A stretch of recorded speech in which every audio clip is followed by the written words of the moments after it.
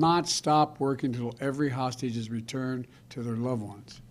As I said when I spoke about this deal on Friday, this has been the product of a lot of hard work and weeks of personal engagement for me and my team.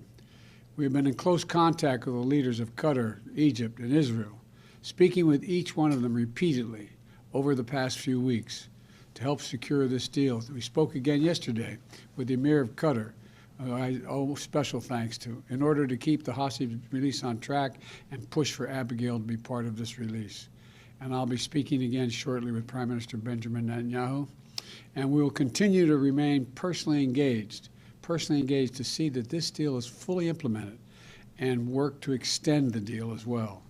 For weeks, I've been advocating a pause in the fighting for two purposes: to increase the assistance getting into the Gaza civilians who need help, and to facilitate release of hostages. And we know that innocent children in Gaza are suffering greatly as well, because this war that Hamas has unleashed has such consequences. Thousands have been killed, and from the earliest days of this crisis, I've worked closely with President Sisi of Egypt, the Israeli government, King Abdullah of Jordan, and leaders throughout the region to expand the delivery of critical humanitarian assistance to help innocent Palestinians in need who are not part of Hamas.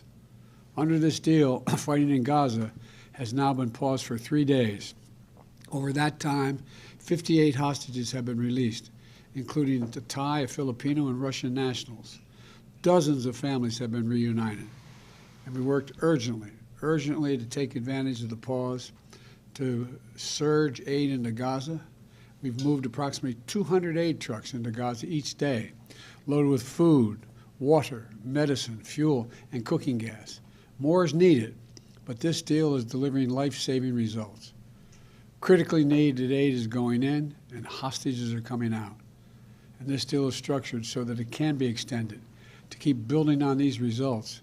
That's my goal, that's our goal, to keep this pause going beyond tomorrow so that we can continue to see more hostages come out and surge more humanitarian relief into those who are in need in Gaza.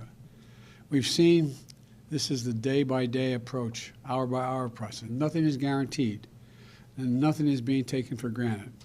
But the proof that this is working and worth pursuing further is in every smile and every grateful tear we see on the faces of those families who are finally getting back together again. The proof is little Abigail. More than 20 other children, 18 years and younger, have been released. They've been released through this deal as well.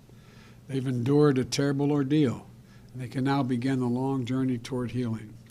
And I'm going to continue working with the Emir of Qatar, President Sisi of Egypt, and Prime Minister Netanyahu of Israel to do everything possible to see the hostages are freed, all the hostages.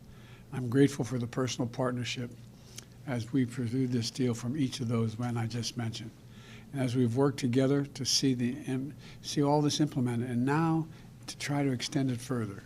I'll continue working with all our partners to take the hard but necessary steps to build an integrated and more prosperous and more peaceful future in the region. A two-state solution is the only way to guarantee the long-term security of both Israelis and Palestinian people. To make sure Israel and Palestinians alike live an equal measure of freedom and dignity. We'll not give up on working toward that goal.